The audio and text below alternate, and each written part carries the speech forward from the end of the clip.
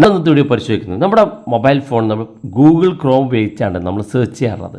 അതായത് നമ്മൾ ഗൂഗിൾ ഉപയോഗിച്ചുകൊണ്ട്, അതുകൊണ്ട് തന്നെ നമ്മൾ സെർച്ച് ചെയ്യുന്നതിന് കൂടുതൽ ഡാറ്റ ഗൂഗിൾ ഉപയോഗിക്കുന്നുണ്ട്. അപ്പോൾ നമ്മൾ ഇന്നത്തെ വീഡിയോ പരിശോധിക്കുന്നത് ഗൂഗിളിനകത്ത് തന്നെ നമുക്ക് മറ്റൊരു ബ്രൗസർ ഉപയോഗിച്ചുകൊണ്ട് നിങ്ങൾ ബ്രൗസ് ചെയ്ത് കഴിഞ്ഞാൽ നിങ്ങളുടെ ഇൻ്റർനെറ്റ് നിങ്ങൾക്ക് സേവ് ചെയ്യാൻ സാധിക്കും. മാത്രമല്ല നല്ല വേഗതയിൽ നിങ്ങൾ ബ്രൗസ് ചെയ്യുന്ന വെബ്സൈറ്റുകളിലേക്ക് പ്രവേശിക്കാൻ സാധിക്കും. ഏതാണ് സെറ്റിങ്സ്, ഗൂഗിൾ എങ്ങനെയാണത് ഉപയോഗിക്കുക എന്നുള്ളതൊക്കെയാണ് നമ്മൾ പരിശോധിക്കുന്നത്. വീഡിയോ അവസാനം വരെ കണ്ടു നോക്കുക, തീർച്ചയായിട്ടും ഉപകാരപ്പെടും. നിങ്ങൾ ആദ്യമായിട്ടാണ് ഈ ചാനൽ കാണുന്നതെങ്കിൽ സബ്സ്ക്രൈബ് ചെയ്യുക, തൊട്ടടുത്ത് കാണുന്ന ബെൽ ഐക്കൺ കൂടി ക്ലിക്ക് ചെയ്യുക. നിങ്ങളുടെ സംശയങ്ങളൊക്കെ നമ്മൾ ഇൻസ്റ്റാഗ്രാമിൽ ചോദിക്കുക.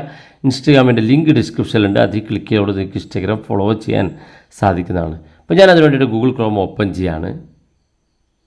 ഗൂഗിൾ ക്രോം ഓപ്പൺ ചെയ്ത് ഏറ്റവും മുകളിലെ 3 ഡോട്ട് ക്ലിക്ക് ചെയ്യുക. ഇവിടെ സെറ്റിങ്സ് ഓപ്ഷൻ കാണും, അത് ക്ലിക്ക് ചെയ്യുക. അത് ക്ലിക്ക് ചെയ്യുമ്പോൾ ഇവിടെ ഈ ഒരു ഭാഗത്ത് എത്തിക്കഴിഞ്ഞാൽ താഴെ ഭാഗത്ത് കാണാം സെർച്ച് എഞ്ചിൻ എന്നുള്ള ഓപ്ഷൻ. ഇവിടെ സെർച്ച് എഞ്ചിൻ എന്നുള്ളിടത്ത് ഗൂഗിളിൽ നിന്ന് കാണാൻ സാധിക്കും. അതായത് ഇപ്പം ഡിഫോൾട്ടായിട്ട് ഗൂഗിളിലാണ് നമ്മൾ സെർച്ച് ചെയ്യുന്നത്. നമ്മൾ ആ ഭാഗം ക്ലിക്ക് ചെയ്ത് കഴിഞ്ഞാൽ ഇതുപോലെ ഗൂഗിൾ അല്ലാത്ത ഒരുപാട് സെർച്ചിങ് പ്ലാറ്റ്ഫോം കാണാൻ സാധിക്കും. ഇവിടെ അവസാനത്തിൽ നിന്ന് മുകളിൽ കാണുന്ന ഡക്ക് ഗോ എന്നുള്ള ഈ ഭാഗങ്ങൾ ക്ലിക്ക് ചെയ്യുക. ക്ലിക്ക് ചെയ്ത് ബാക്ക് ബട്ടൺ ക്ലിക്ക് ചെയ്യുമ്പോൾ ഇതുപോലെ കാണിക്കും. ഇവിടെ നേരത്തെ നമ്മൾ ഗൂഗിൾ എന്ന് കണ്ടത് ഇപ്പോൾ ഡക്ക് ഗോ എന്നുള്ള ആ ഒരു ഭാഗമാണ് കാണുന്നത്. ഇനി നിങ്ങൾ ഗൂഗിളിൽ എന്ത് കാര്യം സെർച്ച് ചെയ്യുകയാണെങ്കിലും ഈ സെർച്ച് ചെയ്യുന്ന സൈറ്റ് ഈ ഒരു ബ്രൗസറിലൂടെ ആയിരിക്കും സെർച്ച് ചെയ്യുക. അതുകൊണ്ട് തന്നെ കുറച്ച് വേഗതയിലും നിങ്ങൾക്ക് കൂടുതൽ ഇൻ്റർനെറ്റ് ഉപയോഗിക്കാതെയും ഈ സെർച്ചിങ് പൂർത്തിയാക്കാൻ സാധിക്കും. വളരെ യൂസ്ഫുള്ളാണ്. മൊബൈൽ ഫോൺ ഉപയോഗിക്കുന്ന ആളുകൾ തീർച്ചയായിട്ടും അറിഞ്ഞിരിക്കണം. വീഡിയോ ഇഷ്ടപ്പെട്ടെങ്കിൽ നിങ്ങളുടെ സുഹൃത്തുക്കൾക്ക് മറക്കാതെ ഷെയർ ചെയ്ത് കൊടുക്കുക. ഇതുപോലുള്ള വ്യത്യസ്ത മാർഗങ്ങളുമായി നമുക്ക് അടുത്ത വീഡിയോയിൽ കാണാം.